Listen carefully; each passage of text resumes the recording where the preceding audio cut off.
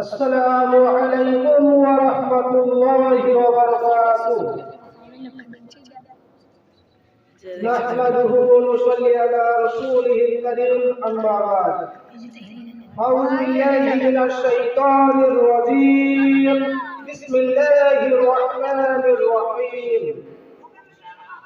كنتم خير أمة أخرجت للناس تأمرون بالمعروف وتنهون عن المنكر وتؤمنون بالله. صدق الله العظيم.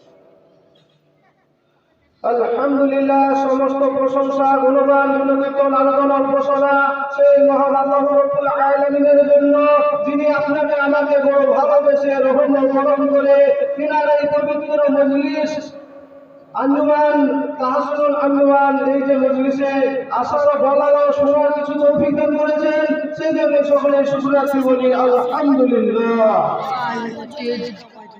যে নবীর অশেষ মেহনতের বদলে আপনি আমি দিন পেয়েছি, দিনের হাজারো হাকাম পেয়েছি।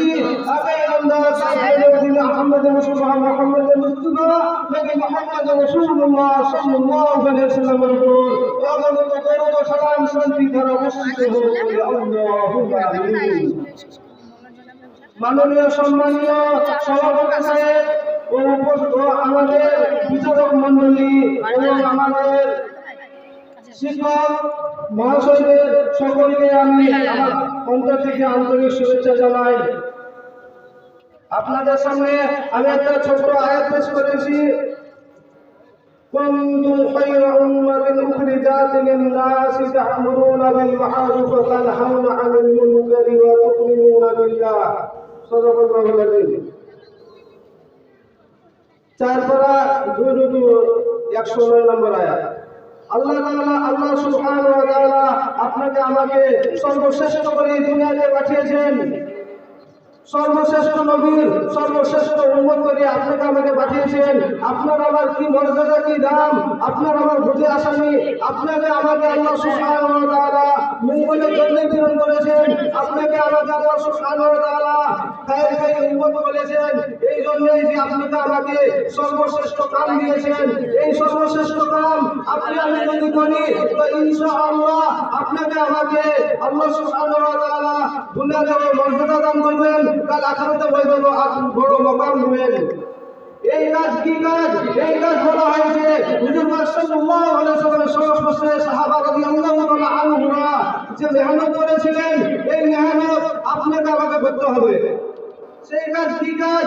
বলা হয়েছে বিদাতে তাবলীগের নামে এক কাজ আছে।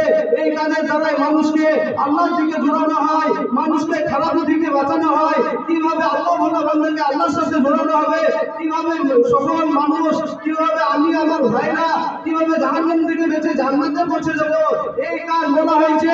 এত উঁচু কাজ, এত ভালো কাজ, এই কাজ আপনি আমি যদি না করি কাল আখিরাতের ময়দানে পাগলার মধ্যে পড়ে যাব। সব থেকে বড় কাজ বলা হয়েছে যে দাওয়াত আর ইবাদত, যে দুটো কাজ আপনাকে আমাকে দিয়েছে। সমস্ত নবীদের উম্মত কওমকে একটি কাজ দিয়েছিলেন আল্লাহ সুবহানাহু ওয়া তাআলা। একটি কাজ হচ্ছে যে আপনার কি কাজ, সেটা হচ্ছে শুধু ইবাদত। আর আমাদেরকে দুটি কাজ দিয়েছেন। দুটি কাজ এই হচ্ছে যে আমাদের দুটি কাজ, এক নম্বর হচ্ছে যে দাওয়াত আর 2 নম্বর হচ্ছে ইবাদত। এই কাজ আপনি আমি যদি করি তো ইনশাআল্লাহ আপনাকে আমাকে দুনিয়াতে মাকাম দিবেন, আখিরাতে উচ্চ মর্যাদা দান করবেন। আপনার আমার বুঝে আসে না যে কি জিনিস ঈমান, কি জিনিস দাওয়াত, কি জিনিস। একজন মুসলমানের জন্য সবথেকে বড় দৌলত হচ্ছে ঈমান। এই ঈমান আপনাকে আমাকে আল্লাহ সুবহানাহু ওয়া তাআলা না চাইতে দান করেছেন। এই ঈমান আপনি আমি যদি বাঁচিয়ে বাড়িয়ে যদি কবর পর্যন্ত নিয়ে যেতে পারি, আল্লাহ সুবহানাহু ওয়া তাআলা দুনিয়া থেকে 10 গুণ বড় জান্নাত দান করবেন। এই ঈমান কি জিনিস?